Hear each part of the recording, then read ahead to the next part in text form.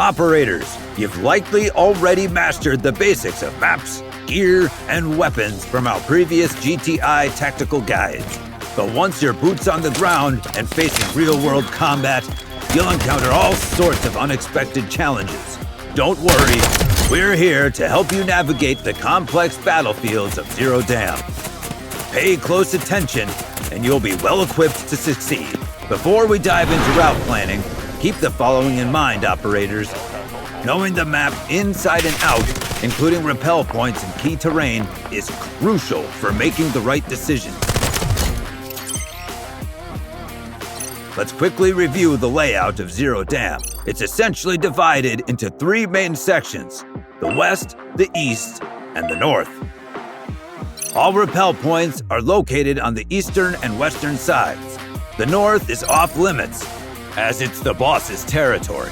We've got 14 rappel points scattered across the map. Your squad will be randomly deployed to either the east or the west side.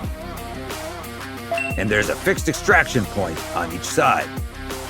If you land on the west side, the extraction point will be on the east. Likewise, if you land on the east side, the extraction point will be on the west. There are also a few easy-to-use extraction points on the map, but you'll need to meet certain conditions to access them. The one in the northern tunnel of barracks, for example, requires you to sacrifice your backpack. The points south of the cement plant and visitor center are free to use, but they open and close randomly. To check their status, you can either scout them in person or send a recon operator to gather intel on specific spots on the map. The extraction point south of the central mountain is locked and requires a certain amount of technique alloy to unlock. The extraction point at the industrial elevator in the north requires you to pull a lever to activate it. Once activated, you'll need to wait a short time before you can extract. There are only 2 lever points on the map, one in a room on the second floor of the west wing in the administrative area, and the other in a room at the top right corner of the major substation. Pulling either lever will open the extraction point. However, the extraction point can only be used twice. There's also a weight-restricted extraction point at the peak of the northeast mountain. You'll need to lighten your load to meet the weight limit. If you arrive there packed with loot, you'll have to make some tough choices.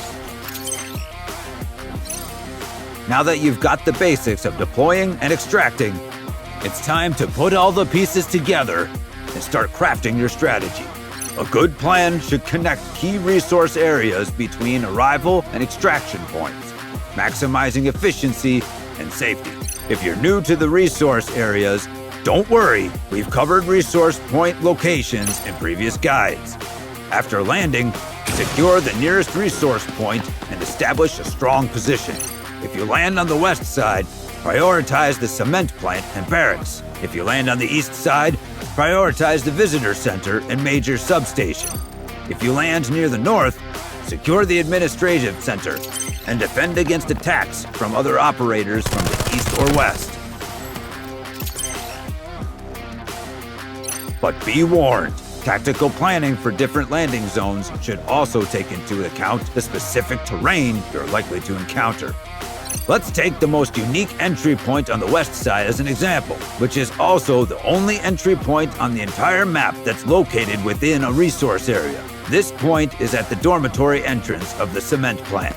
If you land here, you can quickly reach the main cement plant building, where there are plenty of looting spots, flight cases, and weapon crates. Once you've looted the main area, you can start searching for scattered loot around the vicinity.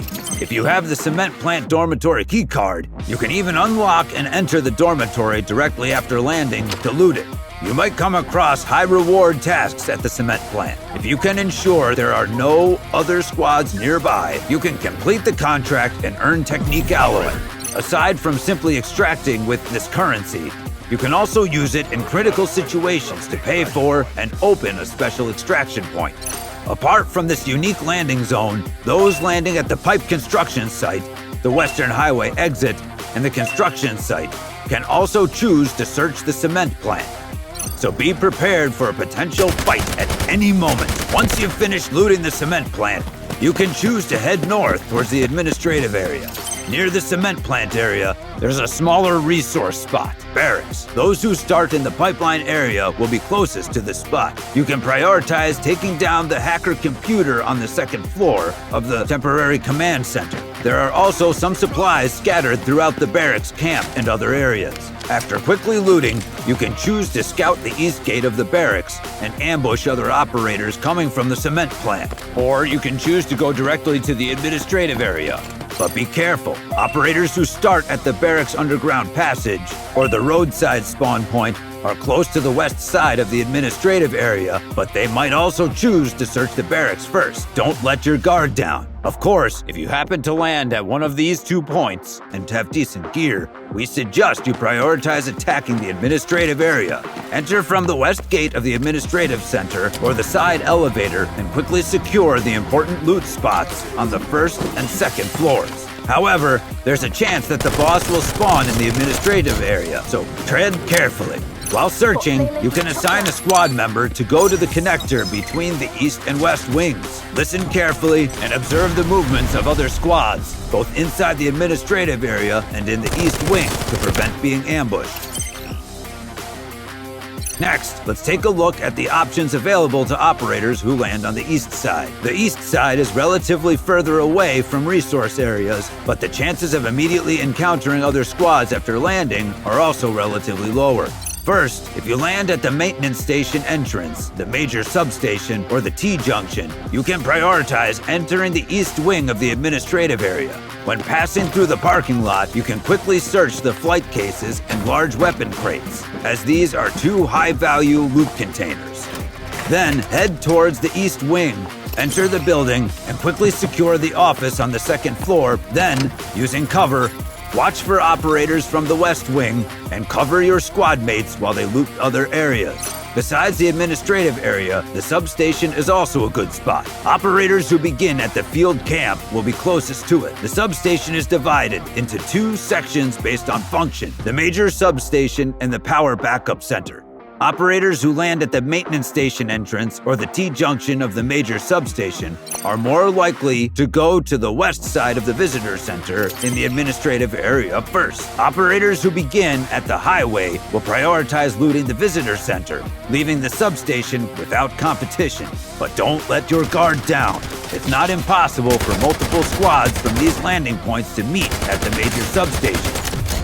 If you land here, we suggest you go to the power backup center first. Grab the flight case, computer case, and small safe box. Then gather information about the surroundings before moving on to the major substation. If you happen to have an engineer in your squad, you can cut through the wire fence and be the first to grab the loot in the main building. Due to the unique terrain, operators who begin near the east and south gates of the highway will usually move to the visitor center to search for loot. However, as there are multiple starting points in this area, it's necessary to scout the surrounding area first before focusing on loot. The most unique starting point on the east side is the mountainside repair station. Operators who land here cannot immediately reach any areas rich in resources. Instead, they should carefully review the map and wait for the right opportunity to strike.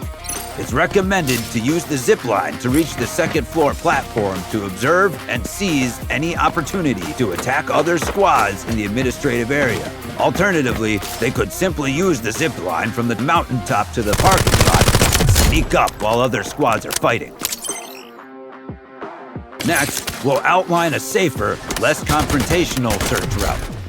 If you start at the cement plant, head to the construction site for an initial search. Then, follow the map's eastern edge, looting as you go. Past the pipe construction site, the riverbank miner substation, and the field camp visitor center, finally reaching the east extraction point. If you start at the barracks, navigate to the underground passage construction site, the container area, and the parking lot maintenance station. Stick to the upper edge of the map for a safer looting path, ending at the east extraction point. If you reach the container area and encounter aggressive wall breakers in the dam, set up an ambush in the container area or within the dam itself. These perimeter routes, while less lucrative in terms of high-value loot, offer a safer approach with a higher chance of successful extraction. Operators starting from either the east or west side can adopt this strategy. That'll do it for today's field guide. Good luck out there, operators.